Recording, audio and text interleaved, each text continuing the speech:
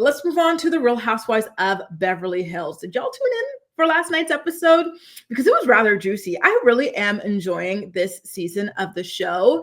And Dorit is a star, but I do have to say that I am also loving Boz'S. By the way, look how beautiful this outfit was. She was giving rich. To me, this looks like an outfit that you wear like, I don't know. I could see this in Saint-Tropez. I could see this in Nice. I could see this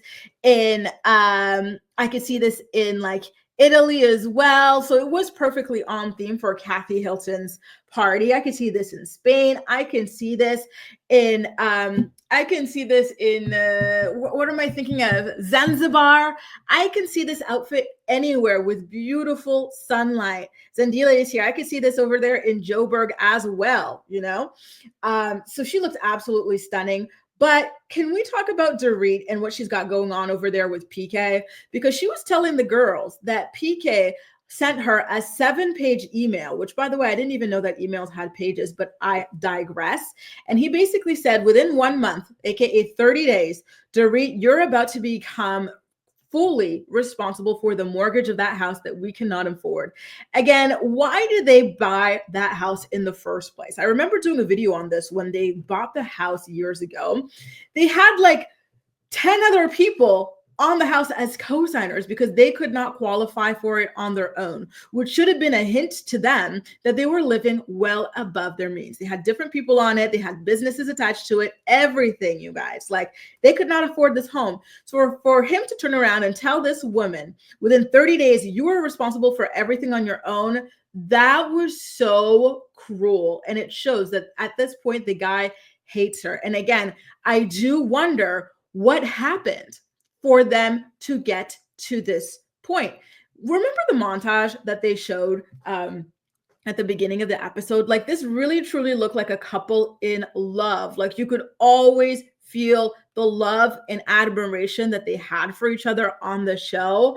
And just to see it turn to this, not even an amicable divorce or something like that, is just really, really, really dommage. You know, it's too bad. I hate to see it. I truly do. And so one of the girls asked Dorit, I think it was Kathy Hilton. She was like, listen, I know you guys are not getting along well right now, but like, at least he's a good father, right? Dorit goes, nope, he's not a good father. Typically, this is the bare minimum in a split, in a divorce, in a whatever, right? Is to at least say that the other person is a good parent, unless the person is very like negligent or abusive or whatever. But the fact that, and I'm seeing y'all really loved Boz'S dress, right?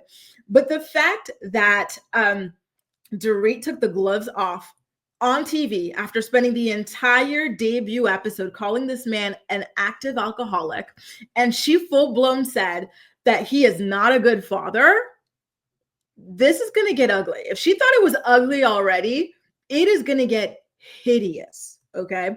And so she said that she can't call him a good father because he would disappear for weeks on end and he wouldn't even call to check in on the children. And if that is true, then okay, I agree with you, Dorit. But the fact that she put that on TV and that the kids will eventually see that, like, that's how you know they're in a really, really terrible place. And she wants to cut him to the bone. So I got to ask those of you who have children, is it okay to say this on TV? You know, even if it is true, like, is there a certain level of like cordialness that you have to maintain with your co-parents or your estranged husband, estranged wife, or whatever? Because I want to know from you guys' perspective, right? Because I do think that typically, even if people don't mean it when they say that the other parent is still a good parent, I've never seen someone really go balls to the wall like this in slandering their significant other. Like, I'm speechless, as you guys can tell, right? And so she also talked about how PK is trying to get this divorce as quickly as possible. And so Erica, she's like, listen, you know, he doesn't want you to have half, right? You guys are 6 months away from 10 years of marriage. And that is why now he is trying to get a divorce from you. And here's my thing, though. We all know that PK is in a lot of debt, right? Like, half of what? Wouldn't it be best for Dorit to get out of this marriage before the 10-year mark? Because I think at this rate, she's going to be the one on the hook for him. She's making good money on RHOBH, no? I don't like what is there to hold out for? What money does PK have? He couldn't even afford the house that they're looking at, and he wants her to pay for it now. So come on now. Come on now. Someone please help me know. Where is PK's money coming from? And thank you, Jeannie. I'm gonna have to check out page 6. I love the page 6 guys' podcast videos about this. Rich people have the same problems. Ain't that the truth? Jeannie says, ideally, you do try to keep things cordial between co-parents. Nancy says, parenting shouldn't fail just because the marriage fails. Children come first. I completely agree. Jaleesa says, to be honest, I think it's okay. Like, she's hurt and is busting her ass for her kids. I could agree with that too. I'm just nervous about the repercussions of that. Quake says, good morning. Absolutely not. The feelings are temporary, but those statements last a lifetime. See, this is the part I can get to. Like, it's brutal what she's putting out there. It really, really is. And Creme Brulee is saying that she is preparing to divorce him, which, if that's the case, I think that Dorit should get this divorce within the 10-year mark before it, because we already know that PK does not have money. So I do not get why these girls are urging her to wait at least 10 years or something like that, because I wouldn't want to be on the hook for someone who treats me like this personally. Hamlet says, you always want to protect the children. If you hate their other parent and keep saying negative things, that kid is going to think you hate them too, because they are half that person. Right? Come on now. Come on. And Mary Duda is completely correct. Always have a secret account, y'all. So Erica really wants for Dorit to go ahead, file for this divorce. Dorit is keeping the door open. She's saying, okay, but what if I want to go back to him? Erica's like, babe, he don't want your ass. Get your divorce. Like, you are so delusional. And I felt bad for Dorit because it is a harsh thing to say. However, I do think that it is true based off the information that Dorit has been putting out there that PK does not want to, stay with her. And so she might want to, keep it moving. Now, let's talk about something that got a lot of tongues wagging. Actually, before we even get into how Sutton's mother treated Garcelle, because I imagine a lot of y'all want to talk about that, can we talk about Sutton's Georgia home? When I saw it, I said, wow, this is not a home. This is an estate, okay? Beautiful, gorgeous, stunning. But then this is where things get a little dark, because I go, okay, the home is beautiful. However, correct me if I'm wrong, but is this not a former plantation? I'm pretty sure this is a plantation house, is it not? It looks like plantation architecture. And that's not to take away from the beauty of the home, right? I think you can still appreciate this, the architecture of it and whatnot, blah, blah. This is not a Blake Lively situation. I love the home. I think it's a beautiful home, whatever. But when you get to the back, and I ask if you guys think it's a plantation, because when they get to the back and they show this house in the back, I go, is that what I think it is? You've got this big, beautiful house that appears to be a plantation. Then you've got this in the background. Is this not a former, guys, were you thinking the same thing? There's something about seeing that little house in the back that gave me kind of chills, y'all. I was like, is that not a former slave cabin, girl? I'm going to put that picture back up there. How did we just gloss over this? Because we were looking in the backyard because they were about to show Sutton's mom's house. So it has two homes in the back, right? So I think there was a guest house and what appears to be a former slave cabin. And so I was really suspicious about this. Hey, Britt. And I went on Google and I searched, what did these things look like? So, slave cabins, just to check my eyes. Maybe I am dramatic or something. But yeah, the pictures that came up looked exactly like that. And they were authentic pictures from the era. You know what I mean? So I thought, okay, listen, this is nothing against Sutton. It's just something that stuck out to me about her home that I just, again, it just gave me a little bit of chills. I don't know how this was not at all acknowledged, but okay, y'all. I am shook. Theo says that he didn't even realize the optics, right? Because they had a real guest house, which is the house that her mom is living in. And it's beautiful. It's like a dollhouse. And then to have this right next to that, or behind this plantation house, y'all know You all know what that was. And something, I wonder if she cleansed the energy of that house, because I imagine the amount of like, just heavy, like bad juju in there. Lord have mercy. Anyway, let's get into the way that her mother treated Garcelle. A lot of people have been talking about it, and I want to know what y'all think about it. So basically, Sutton's mom, Sutton warned everybody. She said, "My mom's not a nice person. She's a real hard ass. She's mean. I don't even think she's got feelings or anything like that." And so there she is in the floral top. She meets Garcelle first. She gives her a hug. Then she meets Kyle. And she tells Kyle that she is very pretty. And so, as you see, there's Garcelle on the side saying, "Why didn't she say that to me?" Well, here's the thing. In my personal opinion, I think it was innocent, like Garcelle to me is very, very beautiful. And like Garcelle, like she made money off of her looks. She was a model, right, for many, many years. And then she was an actress. And a lot of times when she was acting a role, it was the beautiful woman, right, that all the guys wanted to be with and all the girls wanted to be. And so she's definitely beautiful. But so is Kyle, or maybe, like, I don't know, maybe to Sutton's mom, like she was just so excited and flustered. And so she met Garcelle first. And so she didn't get to say it at that moment. And then she saw Kyle. I don't know. Or maybe she just doesn't find Garcelle to be as beautiful as Kyle. I don't know. We all have different tastes or whatever on what we consider to be beautiful or whatever. So I wouldn't be too hard on her for that, to be honest with you. But then when it gets to the way she treated Garcelle, when Garcelle gifted her that beautiful scarf from Saks Fifth Avenue, she was very rude, right? She didn't even say thank you. She just looked at it kind of like with disgust and said, "Oh, like maybe I can wear it as a sarong on the beach, like if I were skinny enough." And that was it. I was like, "Oh, that's weird. That's rude." And then they were talking about, well, Garcelle's giving a compliment. Garcelle kept on trying with this woman, but she never warmed up to her. So Garcelle gives her a compliment, like, "I love your grandchildren." And then, the mom calls one of them weird. And so that was odd. And so Garcelle, to joke, she says, "Oh, that's okay. I have a weird kid too." And then Sutton's mom's like, "Yeah, I know. I've seen him." Damn. Is she okay? Listen, Sutton already told us that the woman was not nice. She said that the woman is just, she's a hard ass. And to be honest with you, I think that there was a little bit of a banter going, right? When she was asking before she opened the gift and she was like, "Oh, like, what is it?" Garcelle's like, "Well, what did I tell you? It's a gift. It's a surprise." Like she was returning serve. They were, it was bounce. It was bounce, babe. I'm thinking of Love Island because they love to talk like that. But like, to me, it felt like they were both just kind of like, being shady with one another. But I don't know. Ronnie says, "Good morning. Good morning, Ronnie."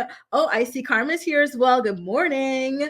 Good morning, sunshines. Let me see. Nola says, "Something tells me Sutton's mom is completely comfortable with the enslavement of it all." Oh, Lord.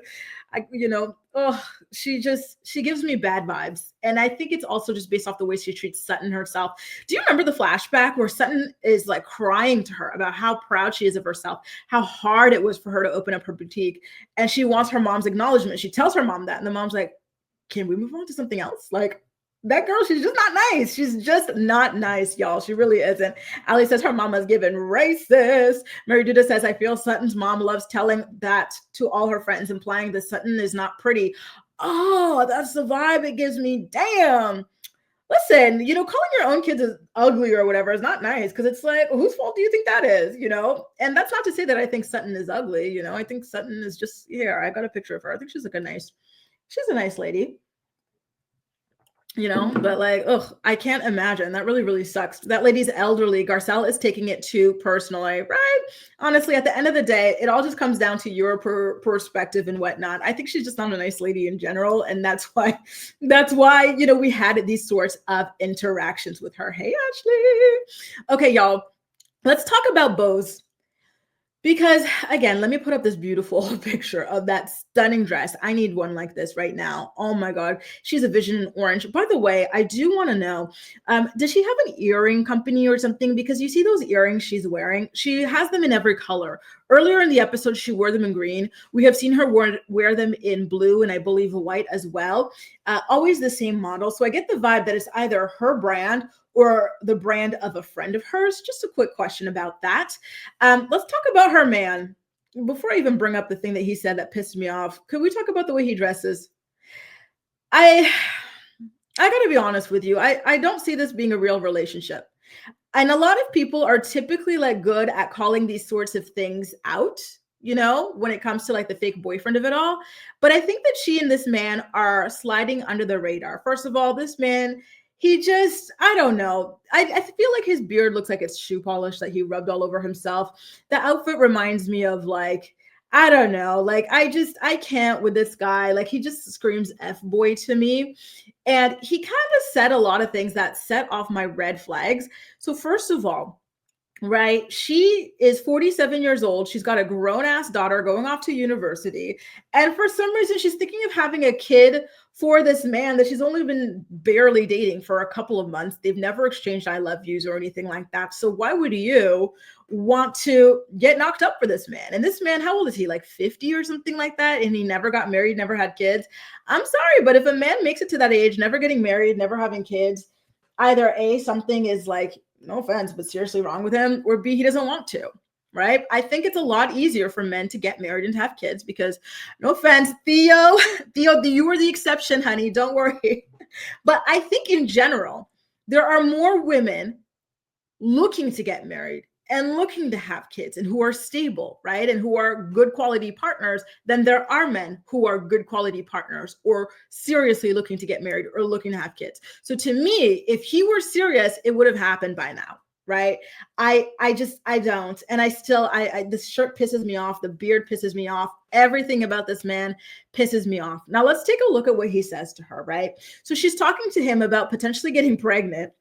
And he's like, oh, well, yeah, hang on. I wrote it down because it was a mess. Okay. So first of all, he's joking about potentially wasting her time when it comes to like wanting to have kids. She's like, I just want to know that you're serious about wanting to have a family. He's like, listen, I'm not going to say that I'm not going to waste your time. Boz, look at you.